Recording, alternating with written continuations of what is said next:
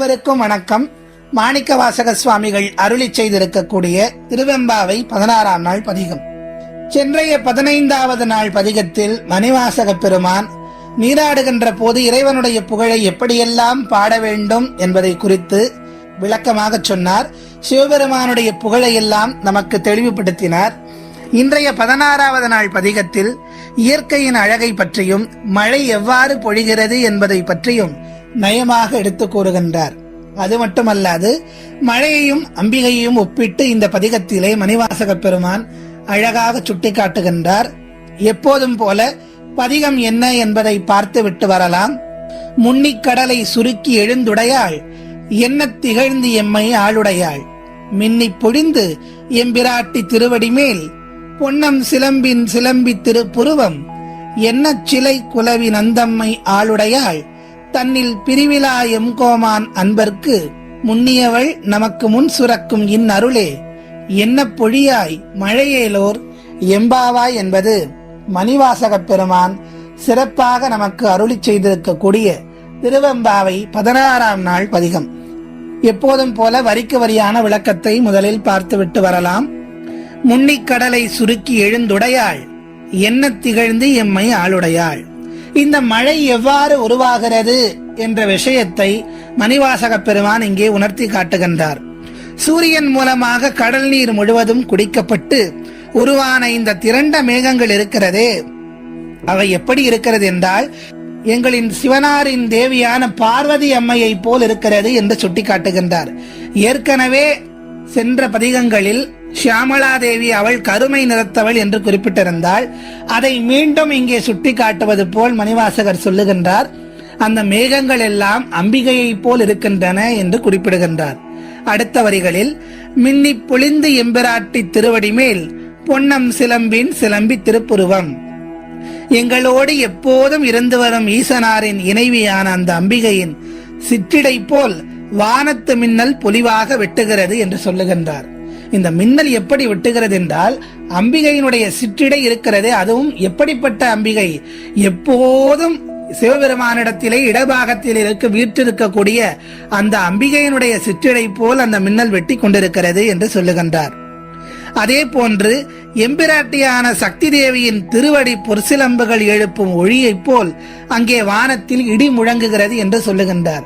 அம்பிகையினுடைய திருப்பாதங்களிலே இருக்கக்கூடிய சிலம்பினுடைய ஓசை போல் இடி ஒலிக்கிறது, கர்ஜிக்கிறது என்பதை மணிவாசக பெருமான் இங்கே சுட்டி காட்டுகின்றார். மொத்தத்தில் அந்த மழை பொழிவை அம்பிகையோடு ஒப்புமைப்படுத்தி நமக்கு காட்டுகின்றார். அடுத்த வரிகளில் என்ன சிலை குலவி நந்தம்மை ஆளுடையாள், தன்னில் பிரிவிலா எம்கோமான் அன்பர்க்கு. அடுத்ததாக வானவில் எப்படி இருக்கிறது என்பதை மணிவாசகர் சொல்லுகின்றார். அம்பிகையினுடைய வளைந்த புருவம் போல் வானவில் தெரிகின்றது. நம்மை ஆட்கொண்ட எங்கள் தலைவன் ஈசன், அவனை விட்டு இமைப்பொழுதும் நீங்காத அந்த தேவி தன் கணவரை வழங்கும் பக்தர்களுக்கு விடாத அருள்மழையை பொழிவாள் என்று சொல்லுகின்றார். தன்னில் பிரிவிலா எம்கோமான் அன்பருக்கு என்று சொல்லுகின்றார். அதாவது ஈசனை விட்டு ஒருபோதும் பிரியாமல் அவரது இடபாகத்திலே நிலைத்து நீடித்திருக்கக்கூடிய அம்பிகை தன்னுடைய கணவரான எம்பெருமானை வணங்கக்கூடிய அன்பர்களுக்கு, பக்தர்களுக்கு அருள் என்று சொல்லக்கூடிய மழையை பொழிவாள் என்று சொல்லுகின்றார். அடுத்த வரிகளில் முன்னியவள் நமக்கு முன் சுரக்கும் இன் அருளே, என்ன பொழியாய் மழையேலோர் எம்பாவாய்.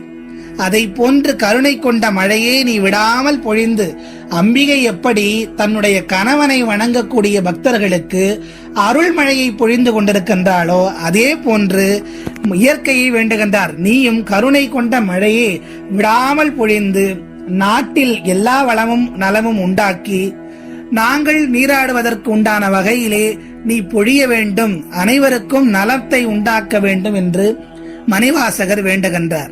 இந்த பாடலுடைய உட்கருத்தாக, தாத்பரியமாக மணிவாசக பெருமான் சொல்ல வருவது என்னவென்றால், சிவனை பாடும் போதும் அவரின் உடலில் பாதியாக விளங்கும் அம்பிகையை மட்டும் பாடாமல் ஒதுக்குவது சரியாக இருக்க முடியாது.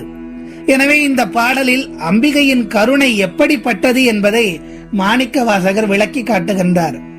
அம்பிகையின் தோற்றத்தை மழைக்கால சூழலுடன் ஒப்பிட்டு சொல்லுகின்ற மாணிக்கவாசகர், ஒரு மழை பொழிவின் போது மின்னல் எப்படி வெட்டுகின்றது, இடி எப்படி முழங்குகிறது, வானவில் எப்படி தோன்றுகிறது, மழை எப்படி பொழிகிறது என்பதையெல்லாம் அம்பிகையோடு ஒப்புமைப்படுத்தி நமக்கு காட்டுகின்றார். சிவபெருமானை மட்டுமல்ல, உலகத்திற்கே தாயாக விளங்கக்கூடியவள் அம்பிகை. சக்தியின் பெரும் கருணையையும் மாணிக்க வாசகர் போற்றுகின்றார். தந்தை கேட்டால் தான் அருளை வழங்குவார். ஆனால் தாய் தந்தைக்கு முன் வந்து பிள்ளைகளை அரவணைத்து அருளை வழங்கக்கூடியவள் என்பதை இங்கே சூசகமாக நமக்கு சுட்டி காட்டுகின்றார் மணிவாசக பெருமான். ஆகவே மாணிக்க வாசகர் சொல்ல வருவது போல், நாம் சிவபெருமானுடைய கருணையை பெற வேண்டுமானால், சிவபெருமானுடைய அருளை முழுமையாக அடைய வேண்டுமானால், அவனில் பாதியாக இருக்கக்கூடிய அம்பிகையையும் நாம் வழிபட வேண்டும்.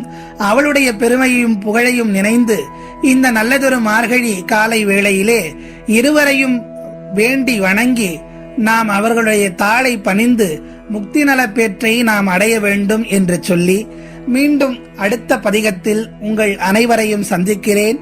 நன்றி, வணக்கம்.